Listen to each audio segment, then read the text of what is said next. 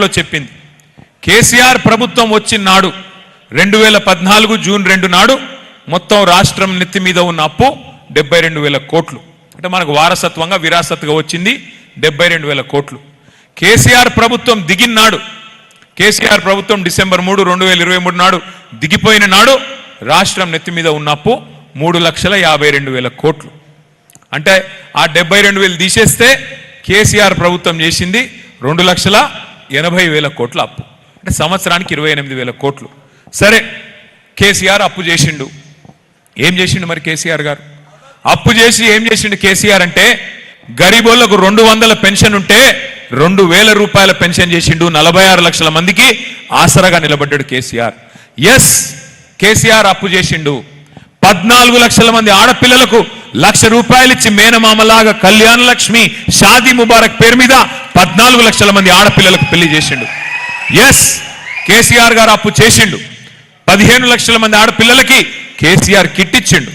ఒక ఆడపిల్ల పుడితే 13,000, మగపిల్లగాడు పుడితే 12,000 రూపాయలు ఇచ్చిండు. కేసీఆర్ అప్పు చేసిండు. 1000 గురుకుల పాఠశాలలు పెట్టి 6.5 లక్షల మంది ఎస్సీ, ఎస్టీ, బీసీ, మైనారిటీ పిల్లలకి ఒక్కొక్క పిల్లోడి మీద 1,20,000 రూపాయలు సంవత్సరానికి, నెలకు 10,000 రూపాయల చొప్పున ఖర్చు పెట్టి మంచి చదువు చెప్పించే ప్రయత్నం చేసిండు. ఎస్, కేసీఆర్ అప్పు చేసిండు. దశాబ్దాల మీ కోరిక వికారాబాద్ జిల్లా కావాలని ఇలా జిల్లా చేసిండు కేసీఆర్. కలెక్టర్ను తెచ్చిండు, ఎస్పీని కూర్చోబెట్టిండు. ఆ జిల్లాలో ఒక మెడికల్ కాలేజీని ఇచ్చిండు, ఒక నర్సింగ్ కాలేజ్ ఇచ్చిండు. ఇవాళ ఇవన్నీ పూర్వ రంగారెడ్డి జిల్లా మన సోదరుల కోసం ఇచ్చిండు. ఎస్, కేసీఆర్ అప్పు చేసిండు. కరెంటు చక్కగా లేకపోతే, కాంగ్రెస్ ప్రభుత్వం మనకు కరెంటు కష్టాలు ఇచ్చిపోతే వాటిని పరిష్కారం చేయడానికి 24 గంటల కరెంటు రైతులకు ఇవ్వడానికి 1,00,000 కోట్లు కరెంటు మీదనే ఖర్చు పెట్టిండు కేసీఆర్. ఎస్, కేసీఆర్ అప్పు చేస్తే ప్రజలకు మంచి చేసిండు. నేను అడుగుతున్నా, ఇవాళ కేసీఆర్ గారు అప్పు చేస్తే నేను ఇంకొక గంట సేపు చెప్పగలుగుతా. పాలమూరు రంగారెడ్డి ఎత్తిపోతల పథకాన్ని, మీ ప్రాంతానికి నీళ్లు తెచ్చే కార్యక్రమాన్ని 90% పూర్తి చేసి వీళ్ళ చేతుల్లో పెట్టిండు కేసీఆర్. 30,000 కోట్లు ఖర్చు పెట్టిండు. నేను అడుగుతున్నా రేవంత్ రెడ్డి గారిని, కాంగ్రెస్ నాయకత్వాన్ని, 10 ఏళ్లలో కేసీఆర్ గారు 2,80,000 కోట్లు అప్పు చేసిండు. మీరు 2.5 ఏళ్ళు అయింది. ఈ 2.5 ఏళ్లనే 4 లక్షల కోట్లు అప్పు చేసిండు రేవంత్ రెడ్డి గారు. 4 లక్షల కోట్లు. మరి ఎక్కడ పోయినాయి పైసలన్నీ? ఎక్కడ పోతున్నాయి? రైతుల ధాన్యం కొనవు, యూరియా ఇయ్యవు, రైతు బంధు వేయవు, చివరికి రైతుకు కరెంటు కూడా చక్కగా ఇయ్యవు. మరి ఏడబోతున్నాయి పైసలన్నీ? ఎవరు తీసుకుపోతున్నారు? ఆఖరికి కొనుగోలు కేంద్రాలకు పోతే, ఐకేపీ సెంటర్లకు పోతే ధాన్యం సంచులు లేవు. ధాన్యం సంచులు కూడా గవర్నమెంట్ ఇస్తలేదు. మరి ఏడబోతున్నాయని చెప్పి నేను కూడా తెలుసుకున్నా. సంచులన్నీ ఢిల్లీకి పోతున్నాయంట, మూటలు మూటలు కట్టుకొని. ముఖ్యమంత్రి, ఉప ముఖ్యమంత్రి, మంత్రులు, వాళ్ళెంబడ వీళ్ళు సామంతులు. ఎందుకయ్యా అంటే, ఆయన రెగ్యులర్ సీఎం కాదు రేవంత్ రెడ్డి గారు, రెన్యువల్ సీఎం. అది రెన్యువల్ కావాలంటే టప్పా కొడాలి, ఆడ పైసలు కట్టాలి, పైన కప్పం కట్టాలి, ఫీజు కట్టాలి, లేకపోతే నడవది. అందుకే ఇవాళ ఈ పరిస్థితి ఉన్నది రాష్ట్రానికి. ఇంకొక మాట, రియల్ ఎస్టేట్ కూలింది, కుప్పకూలింది. ఎందుకు? RR ట్యాక్స్ వసూలు చేస్తున్నాడు రేవంత్ రెడ్డి గారు. ఒక బిల్డింగ్ కట్టాలంటే హైదరాబాద్లో కేసీఆర్ ప్రభుత్వంలో రూపాయి లంచం లేదు, లేఅవుట్కు పైసలు ఇచ్చే అక్కర లేదు. కానీ ఇవాళ రేవంత్ రెడ్డి గారు రాగానే స్క్వేర్ ఫీట్కి ఎంత, అట్లాగే మీకు దేనికి ఎంత లెక్క పెట్టి తోలు వలిచి బిల్డర్ల దగ్గర వసూలు చేస్తూ ఉన్నారు. స్క్వేర్ ఫీట్కి 200. ఇవాళ RR tax, Rahul Revanth tax. మేము ఉత్తగానే వచ్చినామా అని చెప్పి దటాయించి ఇలా పైసలు గుంజి ఒక్కొక్క బిల్డర్ మెడ మీద కత్తి పెడితే ఆఖరికి రియల్ ఎస్టేట్ డామ్ అనే పరిస్థితి వచ్చింది. ఎన్ని మాటలు! ఇదే చేవెళ్ళ గడ్డ మీద ఎస్సీ, ఎస్టీ సోదరులకు మాటలు ఇచ్చినారు. ఏం చెప్పినారు ఆ రోజు?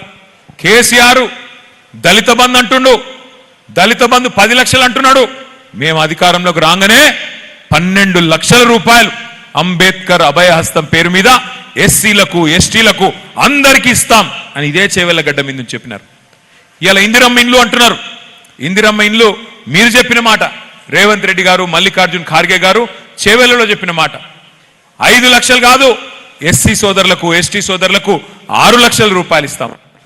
అట్లాగే అన్నిటికన్నా ముఖ్యంగా చెప్పిన మాట, చాలా మంది నమ్మిన మాట, కేసీఆర్ వస్తే అసైన్డ్ భూములు గుంజుకుంటాడు, మేము రాగానే అసైన్డ్ భూములన్నిటికీ పట్టా భూములు చేస్తాం, పట్టా భూములు చేసి మీకు ఇచ్చేస్తాం, మీది మీకే ఉంటుంది, మీరు అమ్ముకోవచ్చు, ఏమన్నా చేసుకోవచ్చు. చెప్పిరా లేదా?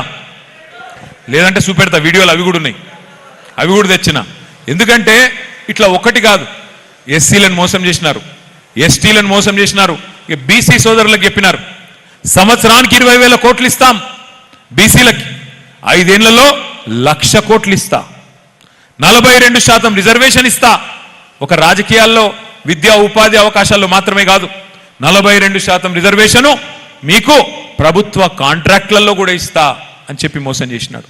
మైనారిటీ సోదరులకు మోసం, మైనారిటీ సబ్ ప్లాన్ పెడతా, మీ అందరికీ బ్రహ్మాండంగా 4,000 కోట్ల బడ్జెట్ పెడతా అని మైనారిటీ సోదరులకు కూడా టోపీ పెట్టిండు, మోసం చేసిండు, వాళ్ళను కూడా ముంచిండు. ఈ రోజు ఈ రాష్ట్రంలో మోసపోని వర్గం ఏం లేదు. 2 ఉద్యోగాలు ఊడగొట్టండి, కేసీఆర్ది కేటీఆర్ది 2 ఉద్యోగాలు ఊడగొట్టండి, మీకు 2 లక్షల ఉద్యోగాలు ఇస్తా సంవత్సరంలో అని చెప్పి పిల్లలకు మోసం చేసిండు. ఈ రాష్ట్రంలో ఇవాళ రేవంత్ రెడ్డి బాధితుడు కానోళ్ళు ఎవరు లేరు. బ్రహ్మాండమైన మోసం మామూలుగా చేయలేదు. చివరికి ఆ ఉప ముఖ్యమంత్రి గారు బట్టి విక్రమార్క గారు ఉంటారు, ఇక ఆయననైతే రేవంత్ రెడ్డి రజనీకాంత్ లెక్క డైలాగులు కొడితే ఆయన కమల్ హాసన్ లెక్క యాక్టింగ్ చేసిండు.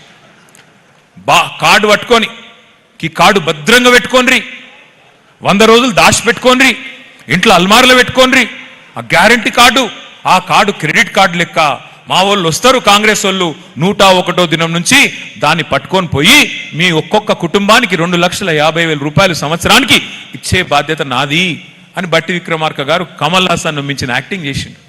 ఏడవైంది మరి ఈడ బట్టి విక్రమార్క ఏడున్నాడు? ఏం చేయాలి? ఆ కార్డు ఇప్పుడు భద్రంగా పెట్టుకోమంటివి కదా, ఇప్పుడు ఏడ పెట్టుకోవాలి? ఏం చేయాలి ఆ కార్డులతోని?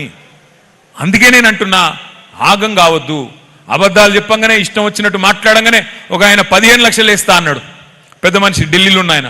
15 लाख हर किसी के अकाउंट में डाल देंगे भाइयों बहनों मित्रों అని ఆయన నరికే. ఈయననేమో 15,000 రూపాయలు వేస్తా అని చెప్పి ఈయన చెప్పే, అటు ఆయన మళ్ళీ చేయిచ్చే, ఇక్కడ ఈయన చేయిచ్చే. బంగారం వల్ల కేసీఆర్ గారి ప్రభుత్వం ఉంటే మీరు అడగకముందే బిర్యానీ పెడితే ఆయననేమో పోగొట్టుకుంటుమి, వీళ్ళిద్దరు తెచ్చి నెత్తి మీద పెట్టుకుంటుమి. అలా ఏమవుతున్నది? ఏం సాధించినాం? అందుకే ఎలక్షన్ రాగానే ఆగం కావద్దు, ఎలక్షన్ రాగానే మనం కన్ఫ్యూజ్ కావద్దు.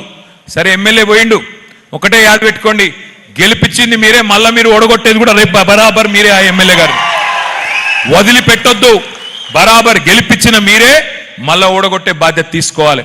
ఉన్నాయి 300 దాకా బూతులు ఉన్నాయి చేవేలలో, కానీ మనం ఊరికేనే ఏదో స్పీచ్ చెప్పుకొని